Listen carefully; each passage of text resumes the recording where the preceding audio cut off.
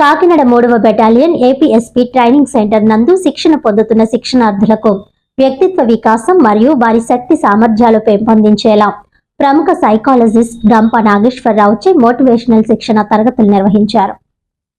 ఈ సందర్భంగా శిక్షణార్థులకు శిక్షణలో ఎదురయ్యే సవాళ్లను, సమస్యలను ఏ విధంగా అధిగమించాలో వారికి వివరించారు. ఏ పని చేసినప్పటికీ 100% ఆ పనిలో నిమగ్నమై చేయాలని తెలియజేశారు. ఈ కార్యక్రమంలో S Devanandarao, additional commandant HSC of commandant మరియు అసిస్టెంట్ కమాండెంట్ గంగరాజు, ఆర్ఐలు రవిశంకర్, మురళీ మోహన్ కుమార్, ఇతర అధికారులు, 3వ బెటాలియన్ శిక్షణార్థులు 283 మరియు రాజమండ్రి 4వ బెటాలియన్ శిక్షణార్థులు 139 పాల్గొన్నారు.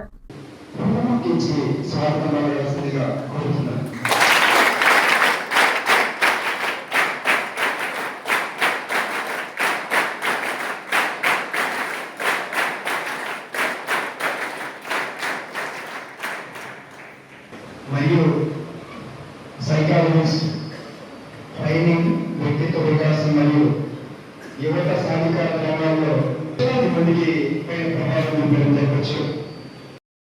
అది కూడా లేదు, అబ్బాయి కూడా లేదు. ఏమైందో చెప్తాను సార్ అన్నాడు.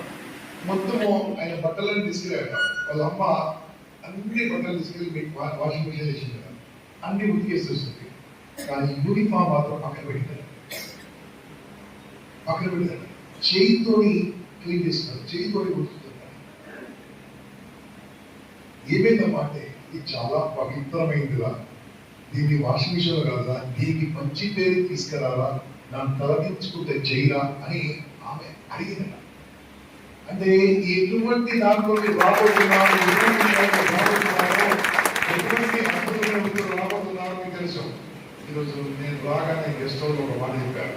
ఓకే, మీ అందరికి ఎంతమంది గుర్తుందో లేదో నాకు తెలియదు, కానీ మధ్యలో ఒక టీవీ ఇంటర్వ్యూ తెలుసా మీకు?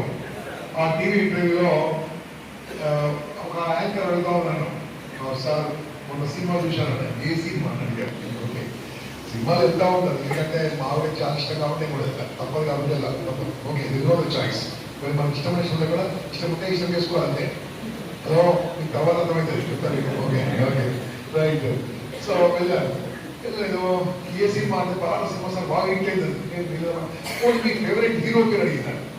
ఫేవరెట్ హీరో నాకు ఈరోజు ఎవడమ్మా అందరూ హీరోడే ఉన్నారు. ఫేవరెట్ సినిమా యాక్టర్లు ఎవరు? యాక్టర్లు అమ్మా.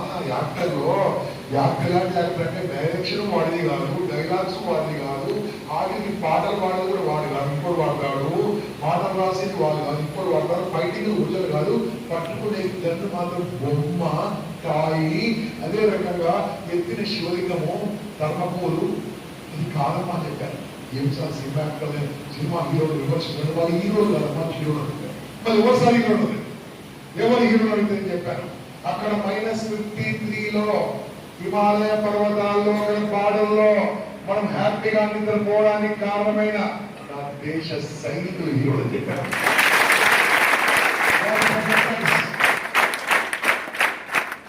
రెండోది, వాళ్ళు అక్కడ హీరోలు అయితే మేము ఇక్కడ ఆనందంగా ఉండడానికి దేశ అంతర్గత భద్రత కాపాడుతున్న పోలీస్ అక్కడ హీరోలు చెప్పారు. టీచర్లు హీరోలు అన్ని చెప్తూ ఏమని చెప్పాను తెలుసా? లాస్ట్ వీళ్ళందరూ బతకాలంటే, మిలిటరీ బతకాలన్నా, పోలీసు బతకాలన్నా, నేను బతకాలన్నా, నువ్వు బతకాలన్నా, రైతన్నా లేకుండా మనం కాదు.